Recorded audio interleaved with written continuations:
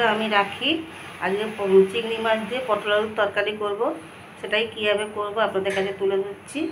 আমি এদিকে তেল বসিয়ে দিয়েছি, এই তেলে চিংড়ি মাছগুলো ভেজে নেব।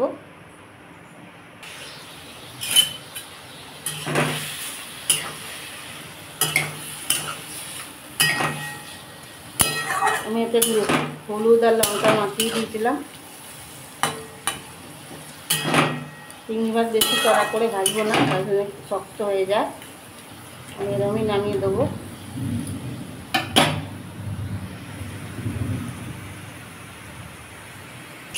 দেখুন বন্ধুরা, আমার চিংড়ি মাছটা ভাজা হয়ে গেছে, তুলে নিয়েছি।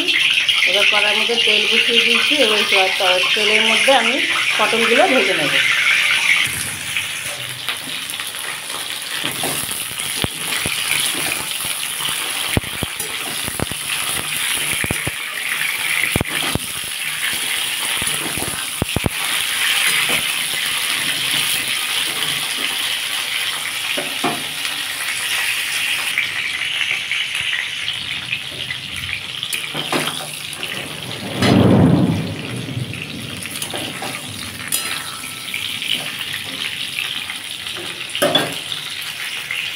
দেখুন বন্ধুরা, আমার পটলটা ভাজা হয়ে গেছে, আমি এবার তুলে নেব। দেখুন বন্ধুরা, আমি পটলটা তুলে নিয়েছি। আমি এই তেলের মধ্যে একটু শুকনো লঙ্কা ফোড়ন আর একটু সাদা জিরে ফোড়ন দিলাম।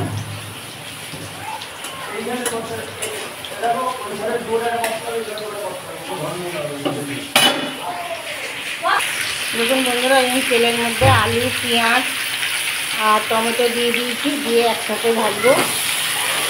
একটু চাপা দিয়ে দেবো, তাহলে আলুটা সেদ্ধ হয়ে যাবে আর ভাজাও হয়ে যাবে। এই যে চাপা দিয়ে দিয়েছি। দেখুন বন্ধুরা, আমার আলুটা ভাজা হয়ে গেছে। আমি এর মধ্যে আদা রসুন পেস্টটা দিয়ে দেবো।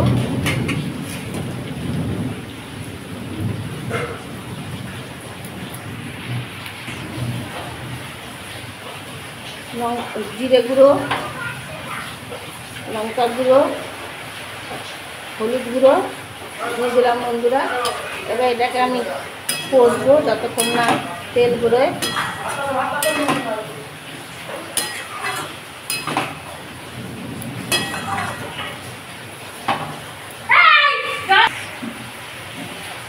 একটু চিনি দিয়ে দিলাম, পরিমাণ মতো নুন দিয়ে দিলাম,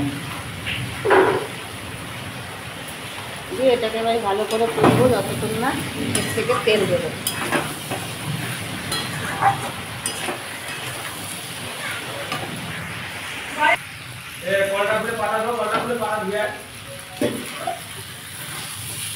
বন্ধুরা, এটা আমার এখনো কষা হয়নি।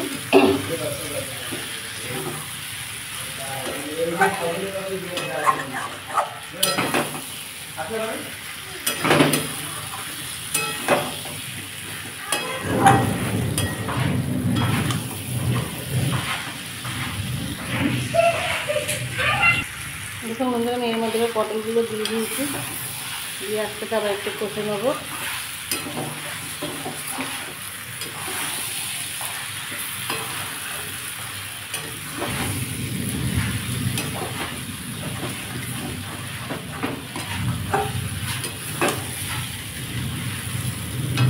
আমি জল দিয়ে দেবো।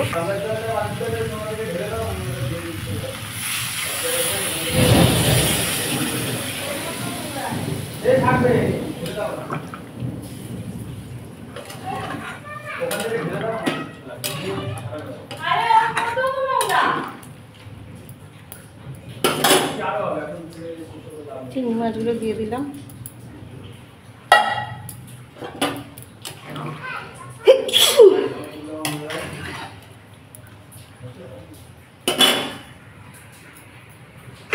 আলুগুলো সেদ্ধ হওয়ার জন্য আমি 10 মিনিটের জন্য চাপা দিয়ে দিলাম। 10 মিনিট পরে ফিরে আসছি।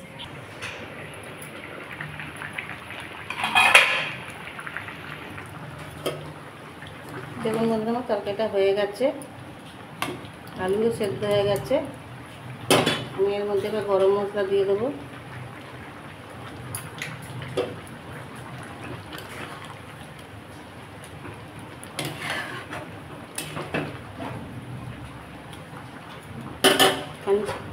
আমি গ্যাসটা অফ করে দিয়ে খানিকক্ষণ চাপা দিয়ে বাটিতে সার্ভ করব। দেখুন বন্ধুরা, আমার আলু পটল চিংড়ি দিয়ে তৈরি হয়ে গেছে। ভালো লাগলে লাইক করবেন, পাশে থাকবেন। পুরনো বন্ধুদের অসংখ্য ধন্যবাদ জানাই আমার ভিডিওটা অনেকক্ষণ ধরে দেখার জন্য। এখানে আমি ভিডিওটা রাখলাম। দেখা হয় পরের একটা এপিসোডে। Tata, bye bye.